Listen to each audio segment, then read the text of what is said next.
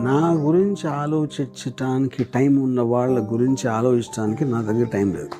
ఎందుకంటే I'm too busy enjoying my life. So వాళ్ళ పనులు మానేసుకుని నా గురించి ఆలోచిస్తే వాళ్ళ కర్మ అది. హాయ్ ఫ్రెండ్స్, ఎలా ఉన్నారు? మన బుక్ సిరీస్లో ఈరోజు అయితే మనము థింక్ అండ్ గ్రో రిచ్ బుక్లో థర్డ్ చాప్టర్లోకి అయితే వచ్చేసాము. థర్డ్ చాప్టర్ ఏంటి అని అంటే ఫెయిత్. సో ఫెయిత్ అంటే నమ్మకం. మీరు చేసే ప్రతి పనిలో అందరికన్నా ముందుగా మిమ్మల్ని మీరు నమ్మాలి. మీరు చేయగలుగుతారని మీరే నమ్మాలి ఫస్ట్. సో మీ నమ్మకం అనేది మీకు బ్యాక్ బోన్ లాగా మీ సక్సెస్కి ఉండిపోతుంది. మీరు ఎప్పుడైనా సరే నమ్మకం అనేది ఎప్పుడు వర్క్ అవుతుంది అని అంటే మీ పాజిటివ్గా ఉండాలి. మీ థాట్స్ అన్నీ పాజిటివ్గా ఉంటే అది చాలా మీకు హెల్ప్ అవుతుంది. అండ్ మీరు ఏదైనా సరే మీరు ఏదైనా చేయాలనుకుంటే మీరు అది చేయగలరని చెప్పి చాలా దృఢంగా నమ్మాలి. అండ్ దాన్ని మీరు డైలీ రిపీట్ చేసుకోవాలి. నేను ఇది చేయగలుగుతాను, ఆర్ నేను ఇది చేయాలి అనుకుంటున్నాను, నేను ఇది చేస్తాను అని చెప్పి మీరు అనుకున్నప్పుడు దానికి తగ్గట్టు మీకు ఆటో సజెషన్స్ అనేది వస్తూ ఉంటాయి మీ బ్రెయిన్లో, సబ్కాన్షియస్ మైండ్ త్రూ.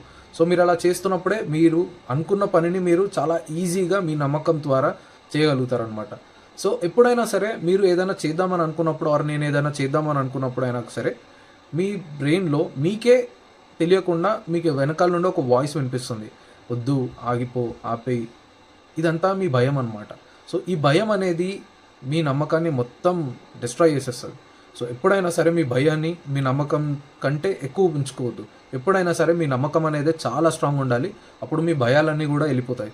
అండ్ మీరు ఏదైనా అనుకున్నది చేయాలి అంటే, మీరు అనుకున్నది రియాలిటీలోకి రావాలి అని అంటే పాజిటివ్ మైండ్ సెట్ తోటి ఉంటే మాత్రమే పాసిబుల్. నెగిటివ్ మైండ్ సెట్ తోటి ఉంటే అస్సలు చాలా డిఫికల్ట్ అనమాట. మిమ్మల్ని మీరే క్వశ్చన్ చేసుకుంటే ఇంకెవరు ఏం చేయలేరు.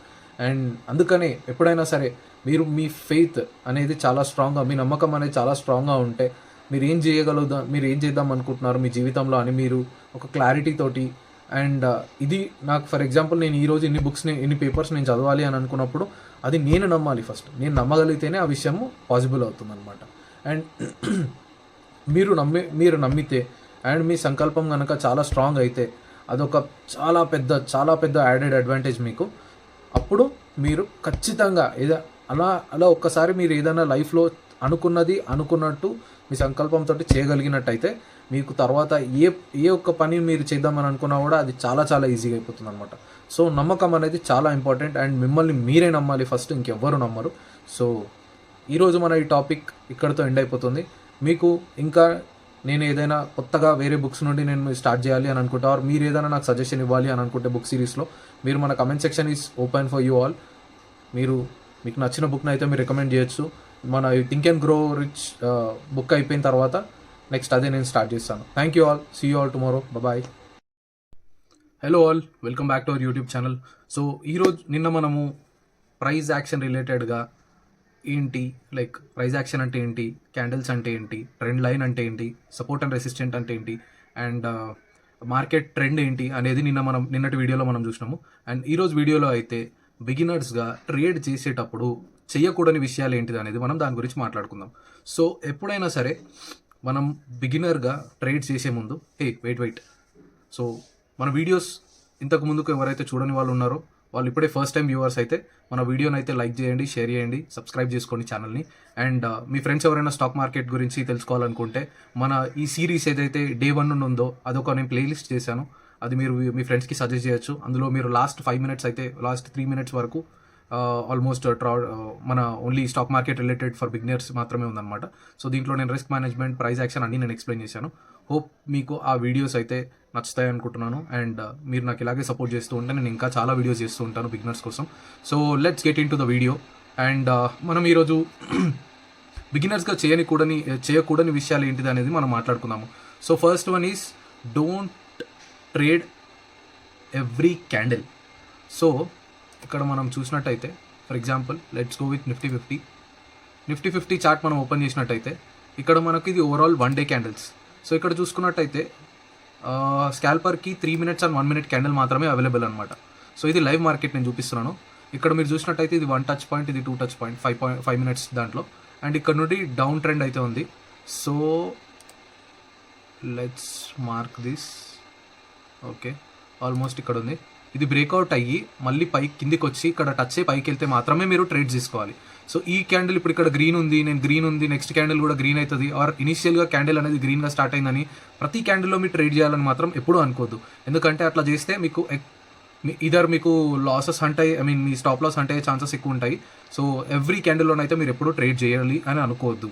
అండ్ సెకండ్ వన్, ప్రతి ట్రేడ్లో మీరు డిఫైన్డ్గా మనం ఇంతకుముందు మాట్లాడుకున్నట్టు రిస్క్ మేనేజ్మెంట్ ప్రకారంగా సో మీరు మీ ఎడ్జ్ అనేది మీకు తెలిసి ఉండాలి. ఆర్ నేను ఇప్పుడు నా 10,000 పెట్టి నేను ట్రేడ్ చేస్తున్నాను, ఈ ట్రేడ్లో నాకు 500 రూపీస్ లాస్ వచ్చినా నాకు పర్వాలేదు అని మీరు అనుకున్నట్టయితే మీకు అది స్టాప్ లాస్. సో ఆ స్టాప్ లాస్ అనే దాన్ని మీరు ఎక్కడ ఎట్టి అనేది మీరు పర్ఫెక్ట్గా పెట్టుకొని దెన్ మీరు ట్రేడ్ ఎగ్జిక్యూట్ అనేది చేయాలన్నమాట.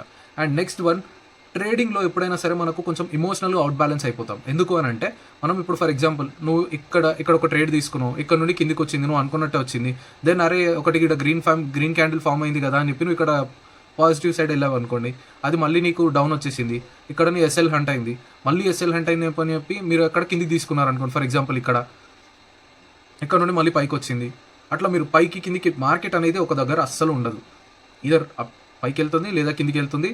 టెస్టింగ్ అనేది ఖచ్చితంగా మార్కెట్లో జరుగుతూనే ఉంటుంది ప్రతి టైం. అండ్ స్టాప్ లాసెస్ అనేవి హంట్ అవుతూనే ఉంటాయి బిగ్ ప్లేయర్స్ మన ఇండియన్ మార్కెట్ ప్రకారం అయితే.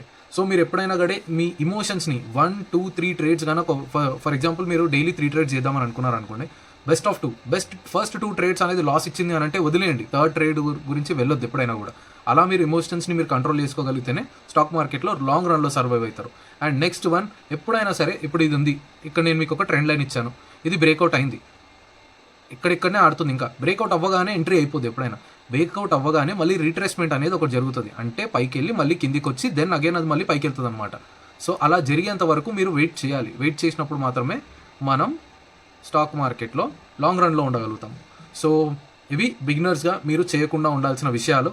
హోప్ మీకు ఈ వీడియో నచ్చినట్టయితే మీరు మీ ఫ్రెండ్స్ ఎవరికైనా కూడా రిఫర్ చేయండి.